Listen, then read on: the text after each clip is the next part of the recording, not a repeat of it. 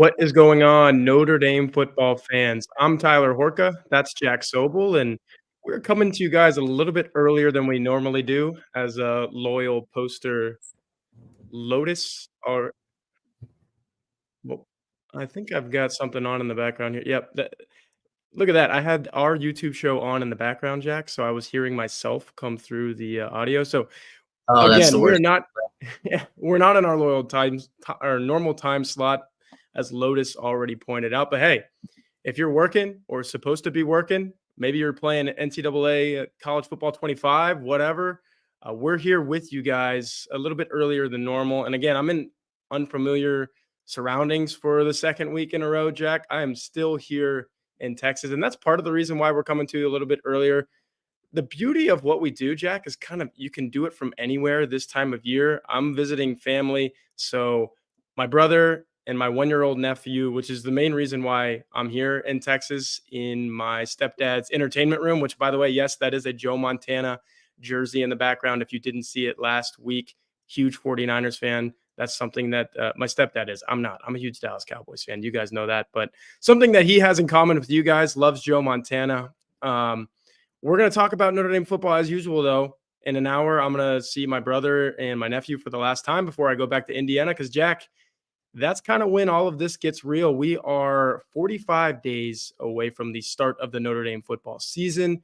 We are, 14 days? Is it exactly 14 days away from the start of fall camp? I believe the Fighting Irish start practicing on the 31st, and it is July 17th. So everything is coming at us pretty quickly. I think we have some really cool topics that really pertain to this upcoming season, Jack. Like some of the things that we're diving into today on this show, very pertinent to what we're going to see from Notre Dame this fall. So before we get to all of that, how are you? I see you got a new setup there.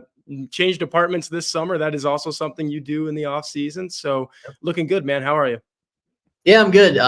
Speaking of new locations, this is my fourth show from my fourth location, so that's fun. Yeah. We had my parents' place in Chicago. We had our good friend Austin Huff with the South Bend Tribune, his place when I crashed there for 2 weeks non-consecutively. We had the Hebsburg Library because I didn't have Wi-Fi in my new apartment yet. And now we have my new apartment. So this is fun. I'm glad to be, probably like 90% settled in, and really looking forward to this show and getting fall camp started. I mean, it's been so long.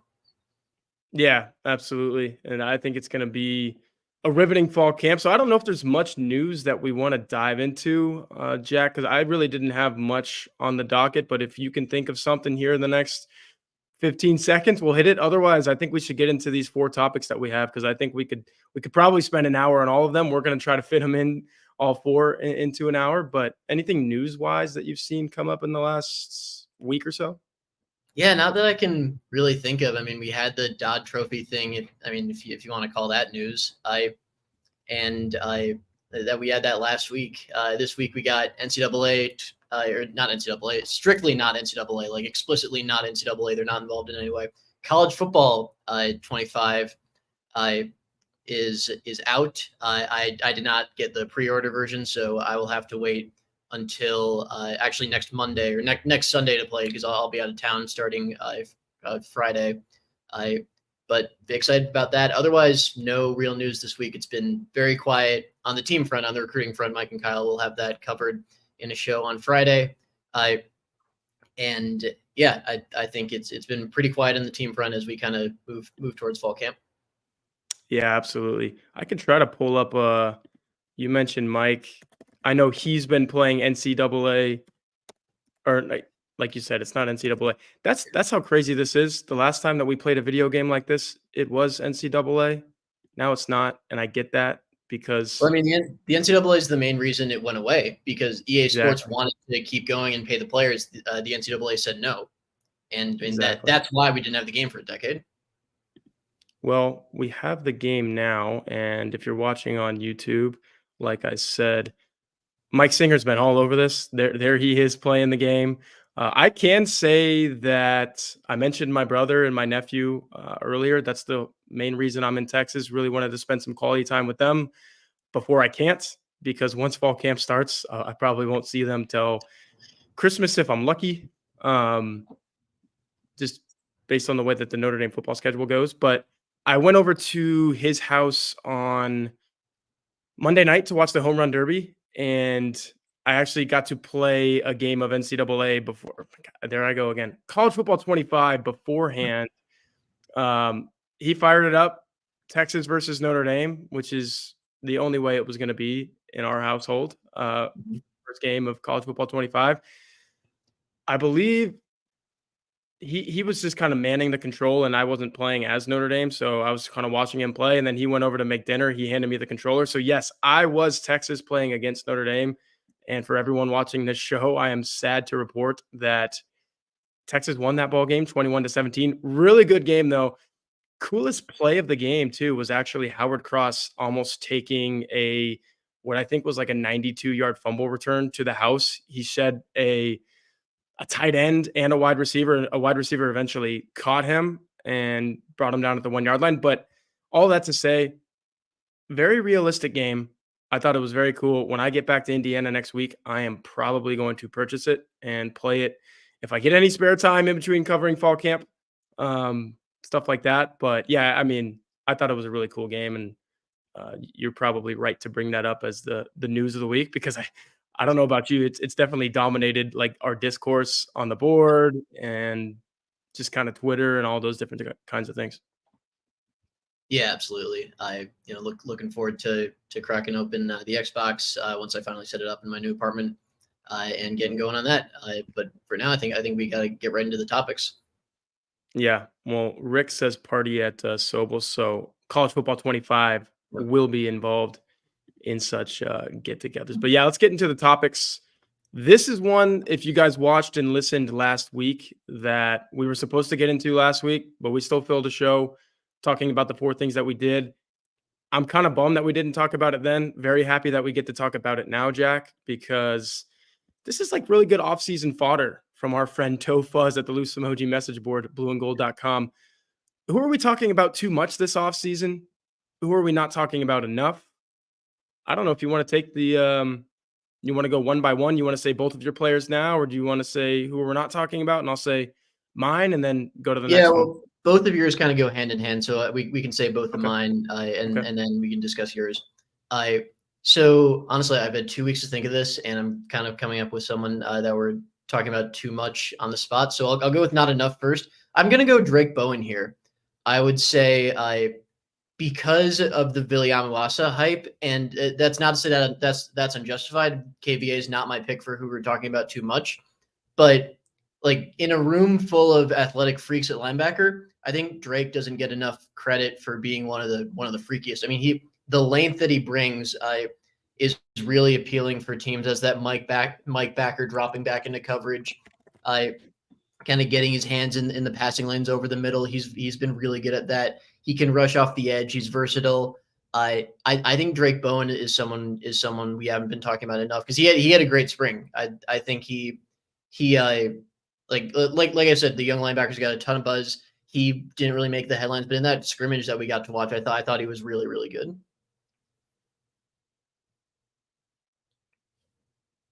You're muted. Yeah, I wanted to mute myself because I was pulling up this video and I didn't have the background muted. You talked about a great spring for Drake Bowen. It included scoring a run, his first run in college baseball. So I think he's like you were saying, freaky athlete to the point of, and I think somebody mentioned this on the Blue and Gold message board. It might have been our guy Juicy J.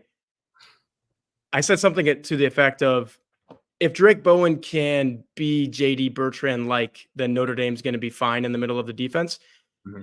And Juicy J said, what if he could be better? And not in the sense that he's going to lead the team in tackles for 3 straight years like JD Bertrand did, but more dynamic, maybe a bit more of a playmaker, might be a harder hitter. Like, that's another thing I noticed playing the video game in the last, and even watching the video game in the last like 5 days.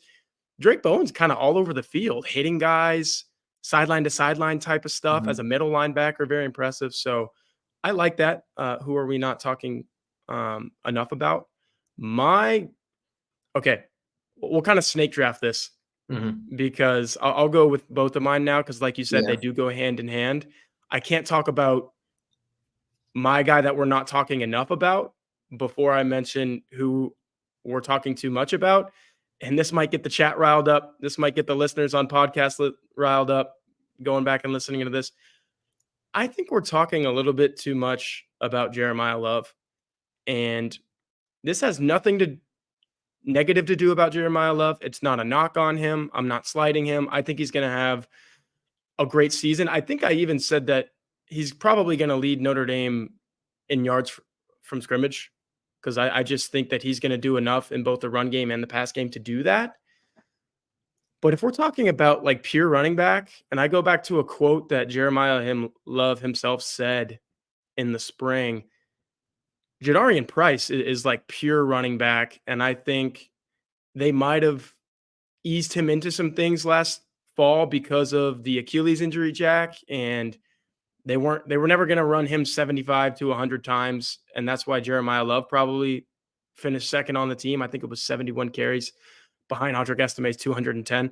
Big thing for me is Audric Estime is not here anymore. They're going to have to give the ball to somebody out of the backfield quite a bit, and I get it. It's going to be those two guys. But I think, Jack, everyone keeps defaulting to, oh, yeah, Audric Estime is not here. Jeremiah Love. No more Audric Estime. It's definitely Jeremiah Love. I think Jadarian Price factors into that a little bit more than people are giving him credit for. So that's why I'm saying maybe a little bit too much Jeremiah Love. Nothing against him. Not enough Jadarian Price. Well, I actually disagree. Because I have always been of the belief, like you mentioned on a previous show, and we talked about this, that traditional running back role that we both agree Jadarian Price is going to play and is going to play pretty well is more replaceable than I think any position on the field. It's been we've seen it over and over again in the NFL. Guys aren't getting paid, and that's why at the running back position, because that traditional running back spot just doesn't hold the same value. I think that while Jadarian Price is a good player, if he were to go down and Keedron Young or Aeneas Williams were to replace him, like I don't think it would harm Notre Dame's offense too much, just because you can plug and play so many guys at that traditional running back spot. Just grab the ball, run through a hole. And Audric Estime was excellent, and Audric Estime really broke this mold because he was just so good. But if you watch the Stanford game, like obviously Estime was terrific, but you look at some of those holes he was running through, like how many running backs would have gone over 150, 200 yards in that game? And he's running through some massive holes, and the running back gets all the credit. Offensive line doesn't get any. Like, on the other hand, you have a guy like Jeremiah Love, and I'll go to the NFL. Like, the one running back who's gotten paid and who's actually stuck around on the big contract is a Christian McCaffrey. And it's because McCaffrey does a lot of those things that's not taking the ball and running it. And Jeremiah Love's going to do that. That's not saying Jeremiah Love's Christian McCaffrey. Nobody is. But they're going to use him in a lot of the same ways. They're going to use him on some of those screens and catching passes out of the backfield, running some real routes. Like the experience practicing at receiver is going to help him run routes out of the backfield. Those angle routes that can go for 50 yards if the defense isn't careful. Love is going to do a lot of that. He's going to be one of Notre Dame's most explosive offensive players, if not their most explosive offensive player. I think we're talking about him the right amount. And I think, while Jadarian Price is a good player, I think Love is going to be far more valuable for this team. Yeah, that's totally fair. And again, I think this was part of me kind of assessing my own judgment, and like, because I've been doing this Hey Horka thing religiously, and every time somebody asks me, who's going to do this for the offense, who's going to do that, my answer is always Jeremiah Love. So I think I questioned myself. Am I talking about Jeremiah Love too much? I get that. I also think I want to bring up a comment that Rick, Yep. who's coming over for a party at my house at some point soon. I said the reason some don't play is because they're lost in pass blocking. Deal McCullough talked about those running back certificates, the third down certificate, that I believe it was Jadarian Price who hasn't quite gotten that yet. And it's because, he's still got some work to do. And he could have done that work by the end of spring ball. He could do it by the start of the season in terms of like contributing on third downs, being a pass blocker, whereas Love does have that. I think Love does have that third down certificate, and I mean, games are won and lost on third downs. It's just the fact of the matter. That was telling to me in the spring when we were talking to Dylan McCullough about those certificates. And uh, I wrote about Jerron Payne today for 45 days until Notre Dame football. He had 45 carries last year, which was fourth on the team, which was fourth among running backs. I mean, it tied with Sam Hartman, and I know some of those are sacks. We talk about that all the time, Jack, but he was fourth among Notre Dame scholarship running backs, but he was number one. Like the concentration of his carries on third down, he had more third down carries than anyone else for Notre Dame. That's a sign like, hey, we trust you. Yeah.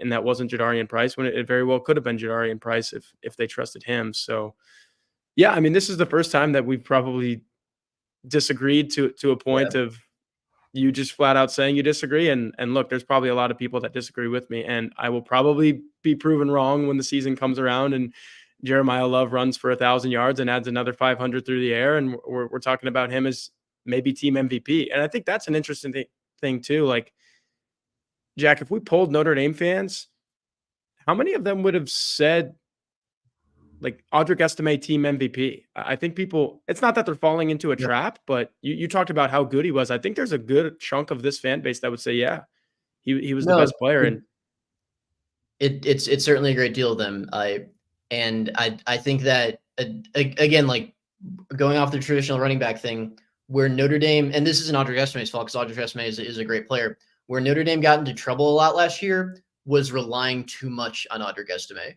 Like in the Louisville game, for example, Louisville really loaded the box to stop Estime. Notre Dame didn't really have a counter, and that is an indication of like when defenses are good, they can load up and stop those traditional running backs. It's guys like Love who can really break them down by moving all over the field.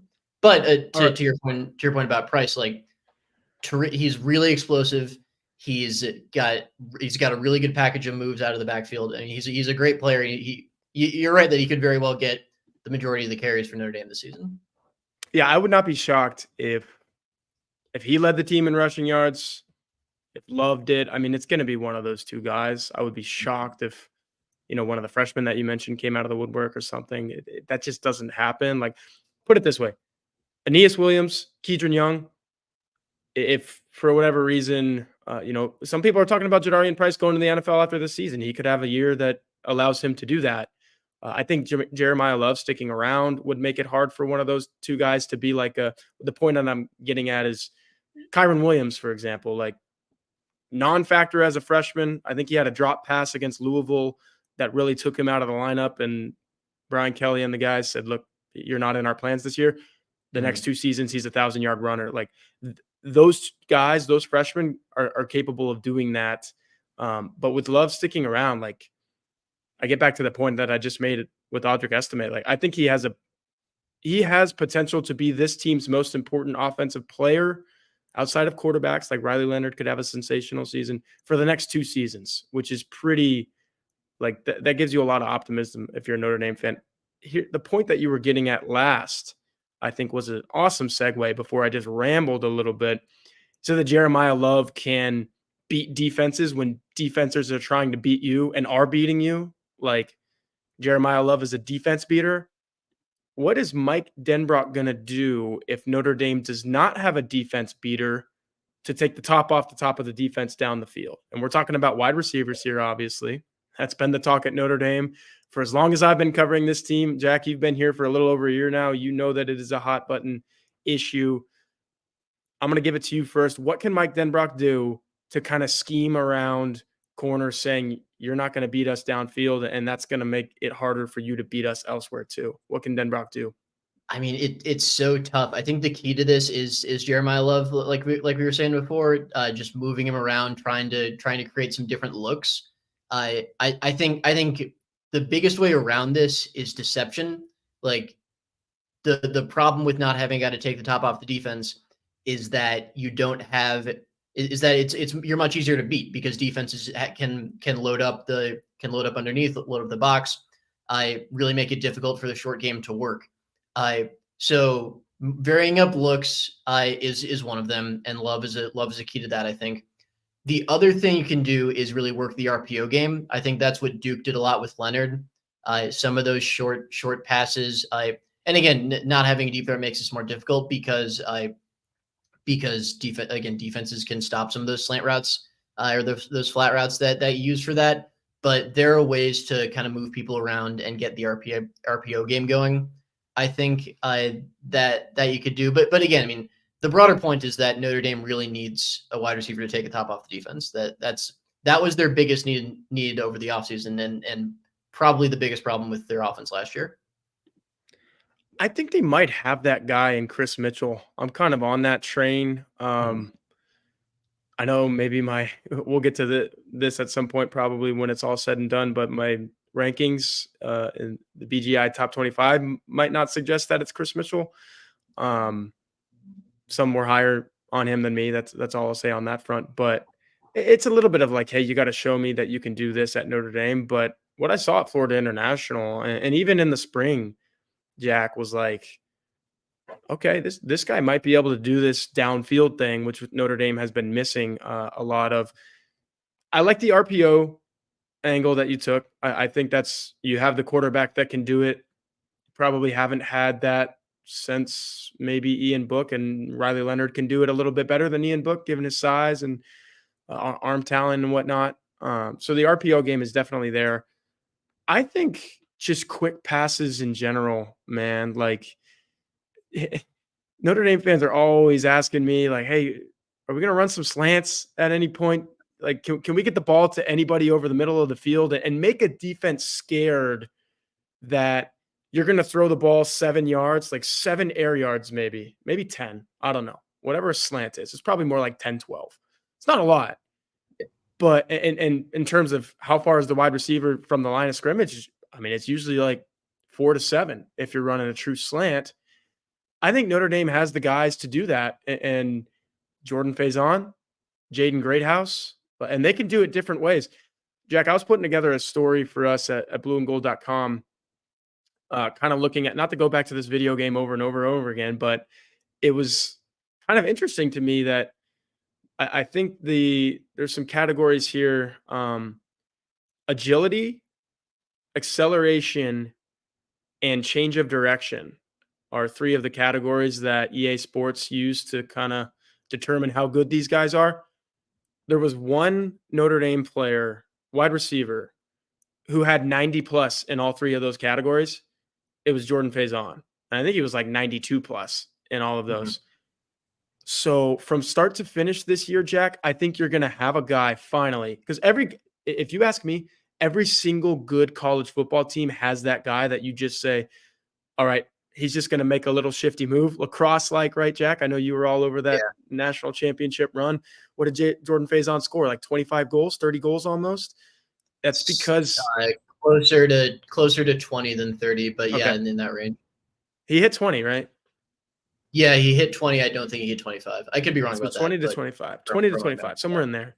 Yeah. And that's because he was just like so shifty and he was beating guys and making lacrosse players who have been doing this all their lives. And I know he has too, but like he's a dual sport guy. He could take what he does on the lacrosse field, bring it to the football field. And I think Notre Dame has that for the first time in a while, because you go back to last season and I mentioned Greathouse. He was kind of that, but then he hurt his hamstring. So I think you have Greathouse and I think you have Faison. Heck, put them on the field at the same time if you're going 4 wide, 5 wide, whatever it is, opposite sides of the field.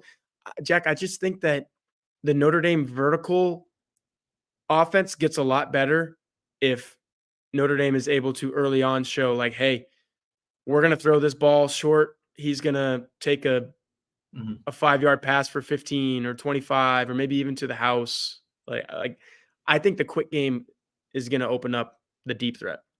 Well, I think you bring up a couple good points. Number one, the quick game, and it kind of goes back to what I said about like if the defense is loading up to stop the quick game, you have to get creative to scheme guys open. And I think that is something that last year's team struggled with a little bit. And the other good point is Chris Mitchell. Like he was brought in to be that guy who can win over the top. Like again, the biggest problem with Notre Dame last year was that they really only had one deep threat on the team who could legitimately take the top off a defense with speed. That was Chris Tyree. There were a couple problems with that, again, having nothing to do with Chris Tyree. Number one is that Chris was strictly a slot receiver. He couldn't win on the outside. And number two was that, I mean, he was a running back in his first year playing the position, and he did about as well as you could expect him to do. Like he was probably like a 450-yard receiver or so, maybe around 400. I definitely looked better towards the end of the season than at the beginning. I probably going to have a good year, maybe get an NFL shot after a year at Virginia. But he was it as far as guys who could beat the opponent over the top with speed, and that was a big problem because the offense was so much less threatening. That's why they got Chris Mitchell. And to answer Aerofan's question, like the best solution here is to have a wide receiver who can take a top off the defense. It just makes everything so much easier for the rest of the offense. Yeah, and like I said, I think it's Chris Mitchell. I think Notre Dame hopes it can be Chris Mitchell. I wish Mike Denbrock, Jack, when we sat down with him, what was that? The first couple of weeks of May, maybe mid-May, a couple months ago, I explicitly asked him because he mentioned it. He said, we're looking to find a dude. Who is our dude at wide receiver? Who's that guy that's just going to beat coverage? He's going to win his one-on-ones. He's going to be wide open down the field. Like, who is that? He didn't say. Yeah. Because he said he still has to figure it out, and hopefully he figures that out in fall camp. I think it might be Mitchell. And here's the thing, like, all right, hopefully the last time I go back to this video game. But look at this, Jack. The speed numbers for these guys, Chris Mitchell, 92. I think there's some other 90s. Jaden Harrison, obviously, 92. You're not going to line him up out wide much. With that speed. Yeah. Deion Colsey, I don't know if I believe the 92 there. I wrote that in the little blurb that I put for this article. But Micah Gilbert is another guy who's got the size and maybe the speed. Cam Williams, 89, knocking on the door of 90. Jaden Greathouse, I mentioned him earlier. I think speed is the answer. Like it's got to be speed, and that's got to be at all positions. And I know the question is like, if Notre Dame doesn't have the wide receiver that takes the top off, but what if they do? Like, do you think, Jack, that this could be a different offense in that regard? Like, we're actually going to see that this year? Because sadly, that's the reason why Aerofan is asking this question. Because there's so much skepticism involved with this position at Notre Dame at this point that you got to believe, see it to believe it type of thing. But are you becoming the last thing that we'll say on this topic? Are you becoming a believer in these guys? I think I am, probably, like, certainly more than I was last year in hindsight. I was probably too high on this group coming into fall camp last year. It was a big lesson learned for me. After fall camp, like, the signs were there. They weren't beating the defense over the top, and we kind of brushed that off as like, oh, Notre Dame's corners are just elite. Well, what happens when they go up against another team with elite corners? And so we probably, as reporters, part of our job is to, talk fans off the ledge and from pushing the panic button. We probably should have been pushing the panic button a little bit more, in hindsight, based on what we saw last year. But I mean, this year, Mitchell has done it on the field. He's a proven producer, deep threat against Group of Five competition. But we know Notre Dame's philosophy is like, if your tape says you can be a guy, you're a guy. Faison and Greathouse are a year older. They're both gonna contribute heavily for multiple positions. I don't think anyone's giving Faison enough credit as a guy who could potentially play on the outside. I know he's small, but he's really quick. Like he can't beat everyone. Like he can't beat like a physical Benjamin Morrison. But like against a field corner who might not be as physical, like line him up there, let him cook in the outside, see what he can do. So I think there's a lot more potential for versatility, for speed and space, and for deep passing than there was last year. And I think it's more proven on the field as well. I like the idea of, I mean, the cliche term is cross training, but if you want to break it down into what that is playing guys at spots that maybe you wouldn't think that they would play. That'd be like Faison playing outside, or fill in the blank with whatever kind of combination you can have. I think that's a legit answer to Aerofan's question, is like, okay, we are consistently running Deion Colsey and Jaden Thomas, and maybe even Bo Collins can't get the job done in terms of beating guys downfield outside.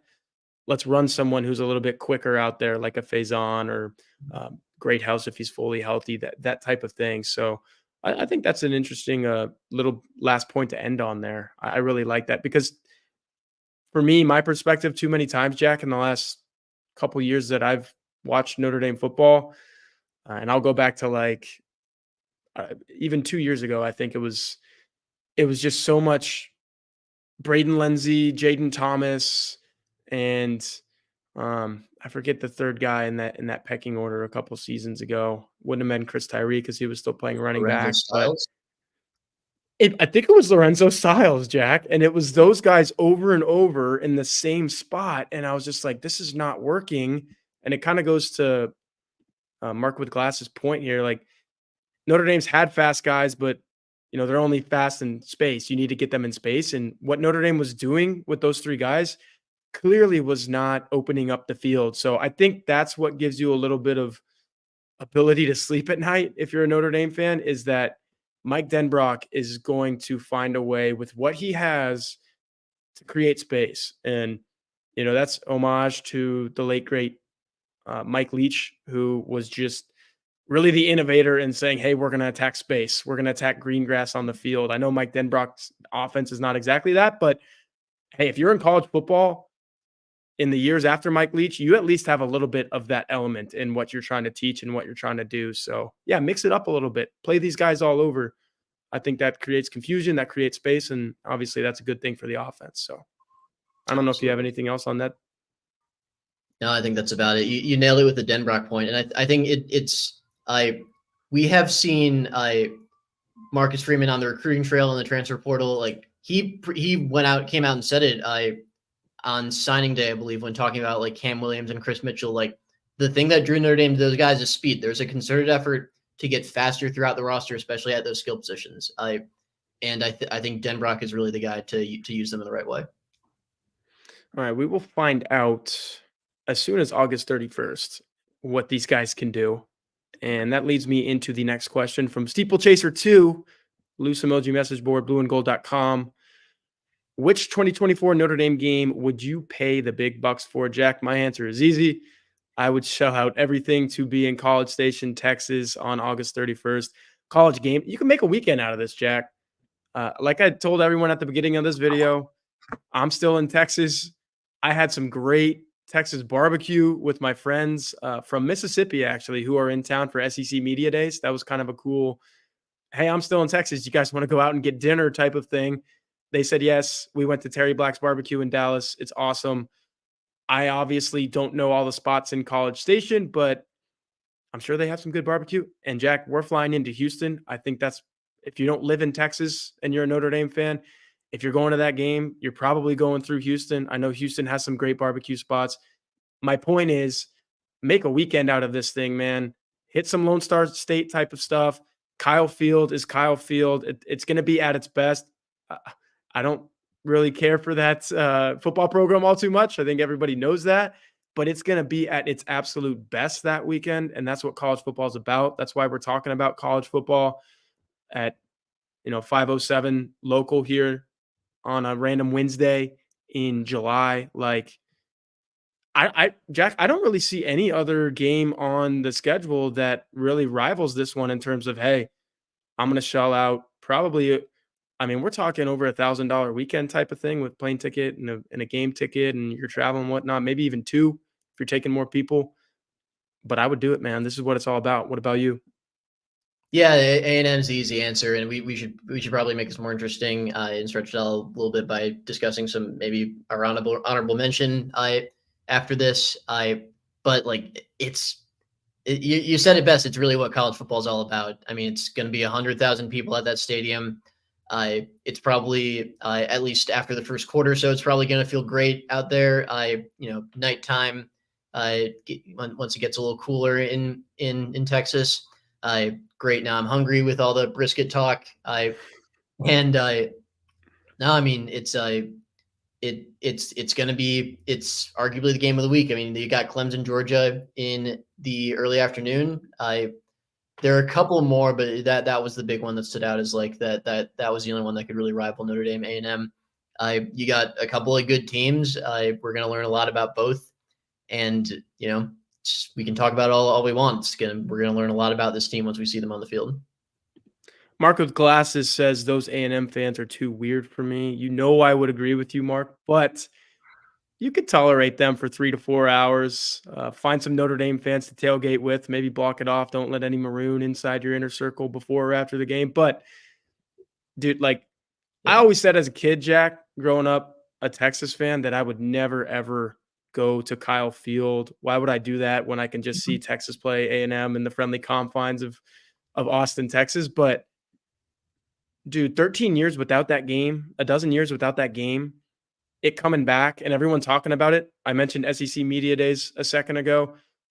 Steve Sarkisian was talking about the A&M game today. I know Mike Elko, I think they go later on in the week. He's going to be talking about it at SEC Media Days. I would, at this point, Mark, with glasses, I would go to Kyle Field, and that's coming from me. So if I were you, I would do it as well. We have to mention this, Jack. This is only the second time ever that Notre Dame has traveled to College Station, Texas for a football game. It's one of those odd things that you might not. I know the first time I think was only like 20, 25 years ago. So 2 times in 25 years isn't bad. But when you think of 2 times in the history of Notre Dame football, which has been going on for a century and a half, basically, that's not a lot. And you kind of have to take these opportunities for granted. I think you have to take some other opportunities for granted. I like the idea of honorable mentions, Jack. Irish Steel 63 here says, what if Florida State and Notre Dame are both undefeated? That game's in November, Jack. We're talking pretty late, right? That's a late game on Notre Dame's slate. I mean, there's so many different ways that you can splice the schedule, Jack. I think I ranked what are the toughest games for Notre Dame. You can rank toughest opponents, just like in terms of what these teams are on the field. There's a difference between the two, for sure. There's a difference for sure. You can also rank intrigue.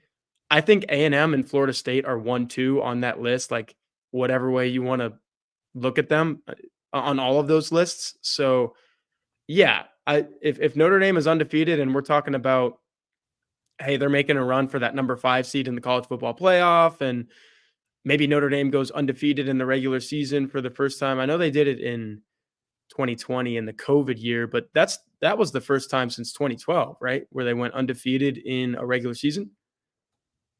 Yeah, sounds right. Yeah. So we're talking. You're saying Florida State? Notre Dame, when they went undefeated in 2020 on the way to the, and then before that it was 2012. Yeah, that would have been first time since 2012. Yep. So if you're a Notre Dame fan, you're sitting there in November thinking, holy cow, we're going to do this in a regular season. Like, the COVID season was not regular or normal by any means for the first time in a dozen years. That would be interesting. The third one that I'll put on there, Jack, before I hand it to you for some other ones, and you probably agree with this one, I have personally never seen a football game of any kind. High school, I believe, pro. I don't think the pros do this very much because the Oakland Raiders don't exist anymore.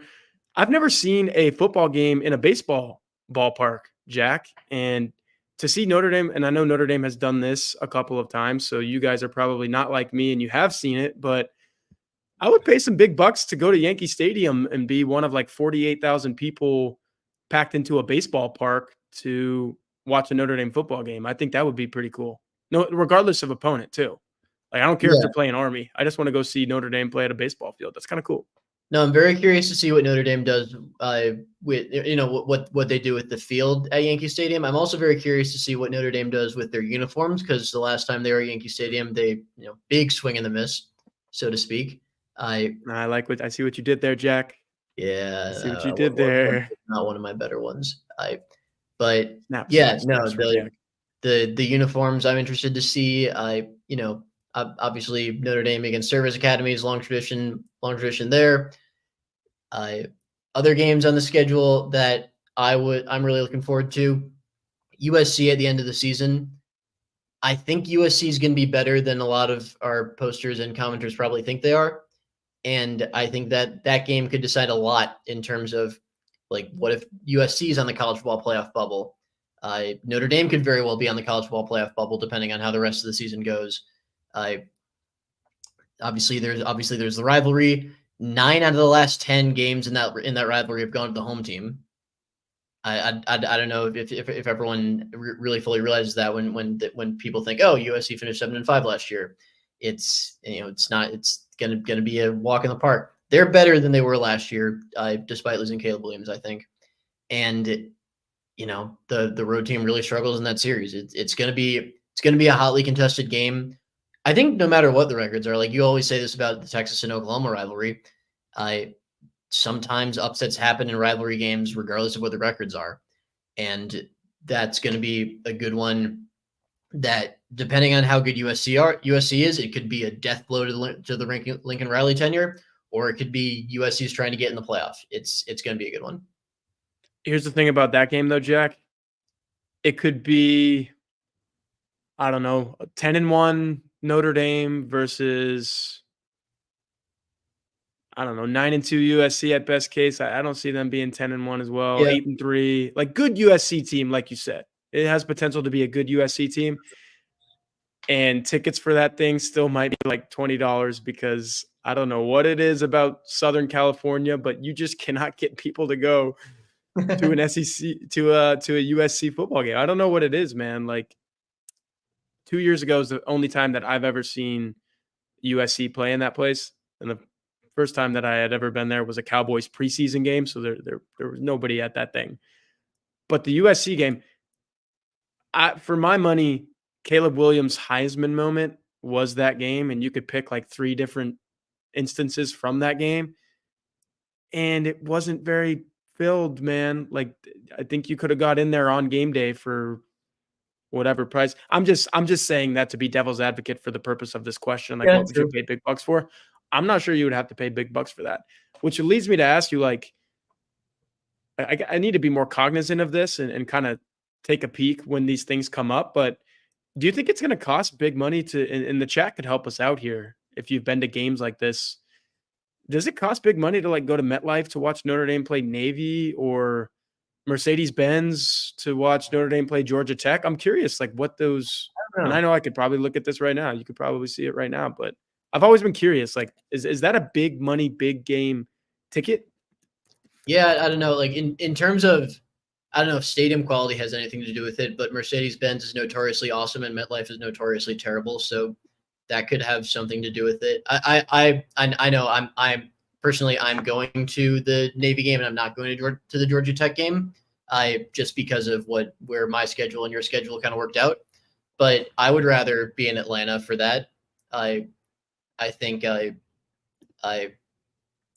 Mercedes-Benz is a much better stadium. So we have a comment. This is probably $80. It sounds about right. Well, I'm pulling up ESPN's thing here. Can you see this on the screen there, Jack? Yeah, no, I got make sure it. Everyone looks a little small. Yeah, the A&M but tickets are insane. Yeah, as low as $327. Yeah. I'll rattle these off for everyone listening at home. You want to go to the A&M game? $327. I'll just do the away games. You can go to West Lafayette, see Notre Dame play at Purdue for as low as $89. This is all according to ESPN. Low travel cost. The local Georgia Tech game that we were just talking about, Jack, as low as $134 at Mercedes-Benz. That's a pretty big stadium, and that's a pretty hefty ticket for like a game like that, I would say. Yeah, no, fully agreed. Florida State, whoever brought that up, was it Mark with Glasses or who brought up the Florida State game? Look at that, $210 right now. You don't even know how good those teams are going to be. You know where that game is going to be in Notre Dame's backyard, house that Rockne built. But Jack, there you go. Look at you mentioning USC. That thing's over 100. So I think you probably had a good point there. If Miller Moss like shocks the world or whatever, and Lincoln Riley gets back to being the team that just annihilates everyone and goes to the college football playoff, and eventually his own defense gets annihilated. I think we've seen that a time or two. Yeah, if that's like a 10-1 game, Jack, I think you're probably paying a pretty hefty price. Maybe I was wrong. That would be pretty cool. Yeah, let's just say this about USC: if this defense isn't good with the proven talent that they brought in, it never will be. The Lincoln Riley's just if that's the case. That's a scary proposition for Lincoln Riley, right? Like 2 or 3 years ago, I think he was on top of the world. Like he did everything he could at Oklahoma. You can win national titles there. I think they've done it like 7 times, but within the confines of what they were doing, and the Big 12 was still the Big 12. Like he reached a ceiling there. He realized that, but then he went to USC and he says, "Okay, I'm gonna one up what I did at Oklahoma." And all of a sudden, and I know everyone watching this is very happy about this because they can't stand USC, but it kind of seems like he's a death punch away from USC and maybe every other big name school that would potentially hire him 2 years ago, 3 years ago when he got hired by USC, from saying, "Hey, you have that track record. I don't know about you." You agree with that? Yeah, for sure. It's a big year for Lincoln, and again, we'll know a lot more about that USC team when we see them. Got a comment here that says, "Is the Notre Dame Miami game at Notre Dame?" It is not. It is at Miami in 2025. I actually think they have A&M at home in 2025. I actually think that the 26 schedule is much more interesting to me. It's got the return of the Michigan State rivalry, which I think is really cool. It's got Wisconsin in Green Bay, and it's got Miami at home, and obviously it's got USC and Florida State. That's a good schedule. I mean, obviously, give or take how good those teams are. At Arkansas in 25, it's a good point. I don't often see Notre Dame going down there, but I think the 26 schedule is probably the most interesting of the next 3 years. Yeah, we're looking at it right now if you're watching on YouTube. Did you mention the Lambeau Field game? I forget about Yeah, that. Wisconsin at Lambeau. Yeah, that's And cool. honestly, like the more Michigan Big Ten games State. Notre Dame can play, the better, in my opinion. And Are this you schedule, hey, are you kind of setting up our next question there? Or do you have thoughts on not Notre intentionally, Dame? that is, and to be clear, that's not my position about Okay. Notre Dame going We're to gonna get conference. into that. Yeah, We're gonna we'll get get into into that. Let's do it right now. Let's do it yeah. right now. This is from our good friend JPM34NDFI on the message board. Question is, how do realignment and new college football rules affect Notre Dame? And new college football rules is very open-ended, Jack. So there's a lot going on. Heck, you can say that the 12-team playoff is a part of that.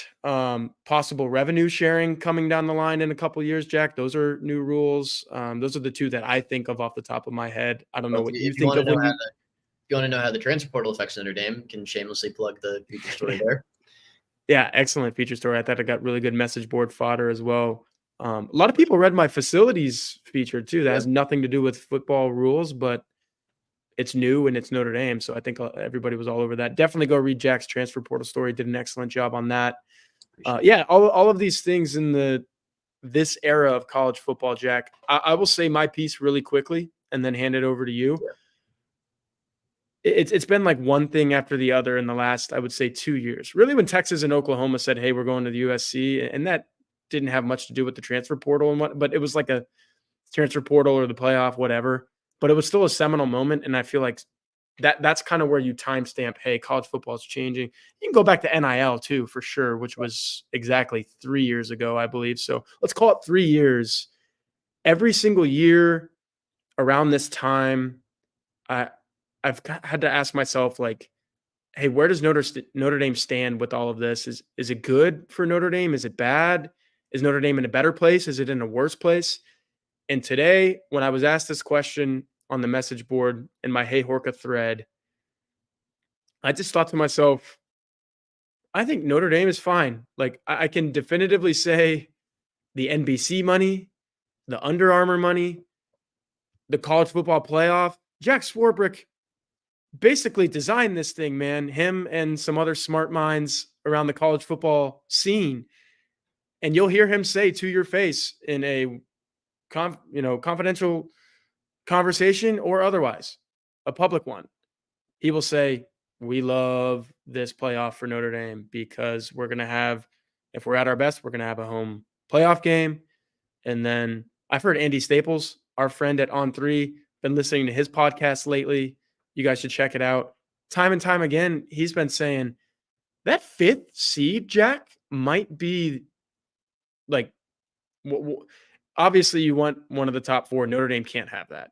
But even if you have one of the top 4, there's going to be some instances where, say, Ohio State wins the Big 12 championship and has to go to the Rose Bowl in that quarterfinal round. Once all the home playoff games are over, they have to play in that. Or you can be like Notre Dame and say, hey, we don't have to play a conference championship game. We know we're going to have to play a first round game, but if we take care of our business, that's going to be at home. And then if you're the 5th seed, Jack, last year you would have been playing Liberty, the 12th seed. Yeah. Like, what more can you ask for to be in a home playoff game playing that team with the right to go to maybe the Rose Bowl or wherever, quarterfinal destination? So I think the college football playoff is great for Notre Dame. I think they're getting plenty enough money with NBC and Under Armour. The schedule is still fine. Jack, you just talked about the 2026 slate. Who else is playing Wisconsin at Lambeau Field? Michigan State as a non-conference game. Like, Notre Dame's schedule is still fine in the era of super conferences, and maybe that will change and people will start backing out of games. I know that's kind of already happened, but all of that to say, Jack, and especially revenue sharing, I think that's huge for Notre Dame. That's a playing field leveler. Like, Yeah, you're going to be able to legally spend as much money on football as pretty much everyone else in the country. Jack, I like where Notre Dame's at, man. The rules, the landscape, realignment, all of this. I think Notre Dame is A-okay, man. And that's what Jack Swarbrick has been telling us for years. And finally, I'm like, you know what, Jack? I am fully on board. I was like 1 foot on, 1 foot off for a while. I'm on that ship, and I'm like, Notre Dame is fine. Well, the playoff is great for Notre Dame, and you touched on this with potentially getting the 5 seed.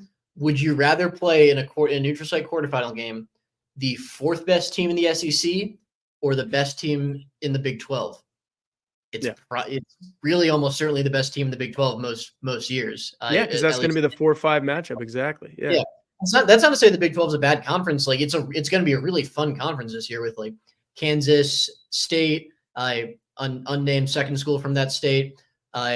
Oklahoma State's going to be good.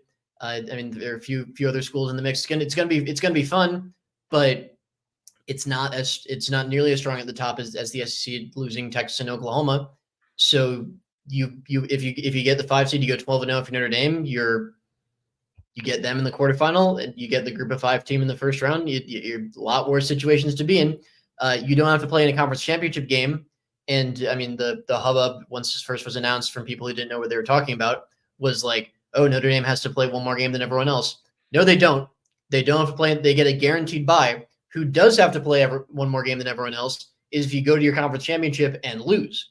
All of a sudden, you need to play 17 games instead of 16 games to win the national championship. That's a big problem. With realignment, like obviously Notre Dame's position is that they want to be independent as long as they possibly can, and for, like you said, from what we've seen, they're not going to have to move into a conference until I mean, it goes to a Super League. Like if they do a Super League, like 40 to 60 teams broken off from the rest of college sports, they're basically a professional sport, which for what it's worth is what I think that should happen. I think that would like allow everything else to go back to, semi-normal with the non-revenue sports, which is who is really hurt by conference realignment. So I think they should do that. Until they do that, Notre Dame is perfectly fine being independent. They got the NBC deal. They got the Under Armour deal. They got everything they need right now, and it's a good situation for them. Yeah, I think this playoff talk is probably what piques people's interest the most. A lot of people agreeing with us. 5th seed is awesome. This was a good point from John Massey, though. This would be I wouldn't say it's Notre Dame's doomsday scenario if they are clearly the number 1 team in the country and have to be the 5th seed in the playoff, because at this point, Jack, everyone that knows Notre Dame football knows 5th seed is the best they can get. And this is what Jack Swarbrick signed up for. And, he probably told Marcus Freeman in going to all those meetings, like, hey, this is what it's going to be. And Marcus Freeman's probably like, okay.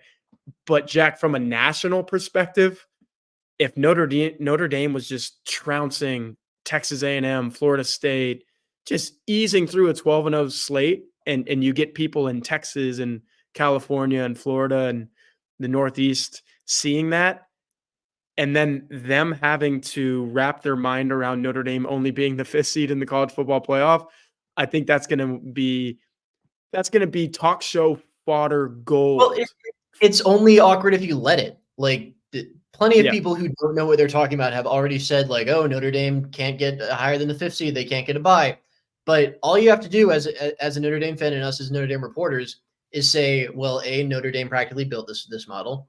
B, Notre Dame doesn't have to play in a conference championship.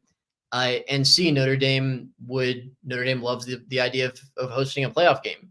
Like, obviously, yes, there will be memes and there will be quote graphics and there will be everything, all the noise. If that does happen, you just ignore it. I know that's easier said than done, but like that, people who don't know what they're talking about are going to rip Notre Dame for this system. And all you have to do is bring up the points that I brought up. Like you mentioned, Andy Staples. Andy Staples knows what he's talking about. He knows that the system is good for Notre Dame. It's all just noise. Yeah, and Mark with glasses says, how many more times can Heather Dinich, ESPN, does a really fine job, by the way, tweet that Notre Dame can't get a bye? Maybe she's doing that because just to tell everyone that follows college football, hey, when this is pertinent at the end of the year and Notre Dame is 11-1 and everyone's like, man, that's probably one of the 4 best teams in the country, and then they end up with the 5th seed. I think Heather Dinich is trying to tell everyone, like, hey, there is no scenario under which Notre Dame can have a top 4 seed. It's not going to happen with the way that the rules are written. So I think that's why she's doing that, Mark with glasses. But again, yeah, and then he follows that up with avoiding a conference championship. And I think is it Swarbrick that has said multiple times? It might even be Marcus Freeman, and you just said it 2 minutes ago, Jack. Like that, I think that's a bigger deal than people realize. Like there have been weeks. I go back to 2021 where Notre Dame might want to just play in a conference championship and put it all to rest and say, hey, we're 12-1, we're Notre Dame, we deserve in college football playoff. That was one of those weeks where you're sitting at home and helpless. You can't do anything about your situation.